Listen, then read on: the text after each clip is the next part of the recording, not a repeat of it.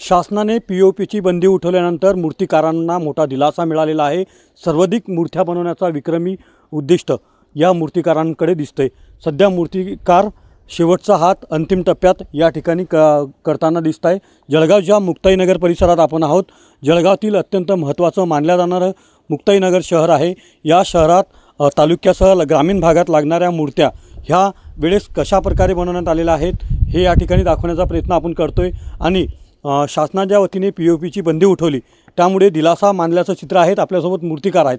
भाऊ, काय सांगाल, यावेळेस मूर्तिकाराचा दिलासा मानला होतो, तुम्ही संकटात होते मूर्त्या बनवण्याच्या मागच्या वेळेस, यावेळेस काय सांगाल? यावर्षी आमचं मूर्तीचं कसं ते मूर्त्या पीओपी बंदीमुळे पीओपी एवढी 11 फुटापर्यंत नको बनवा, कमी करा, हाईट कमी करा, मातीच्या मूर्त्या करा।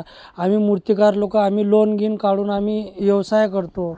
आम्ही जसं आमची लेकरं बाळ मुलं हे आमचं काम हाताचा धंदा आहे। आम्ही दुसरं काम आम्हाला कोणी हे करणार नाही। आम्ही किती मूर्तिकार महाराष्ट्रातून अखिल महाराष्ट्र मूर्तिकार संमेलन आम्ही पुऱ्या महाराष्ट्रातून एकवटले, असं त्यामुळे तुम्हाला दिलासा मिळाला। आम्ही सरकारचे आभारी आहोत।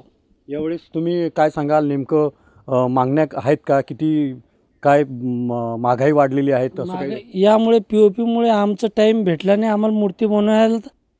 हे होते मूर्तिकार। एकंदरीत पीओपीची बंदी उठवल्यामुळे मूर्तिकारांना मोठा दिलासा मिळाल्याचं चित्र आणि सरकारचे आभार या ठिकाणी व्यक्त करताना दिसतंय। कॅमेरा पर्सन मंगेश ढोलेसह रवी गोरे, TV9 मराठी, मुक्ताईनगर, जळगाव।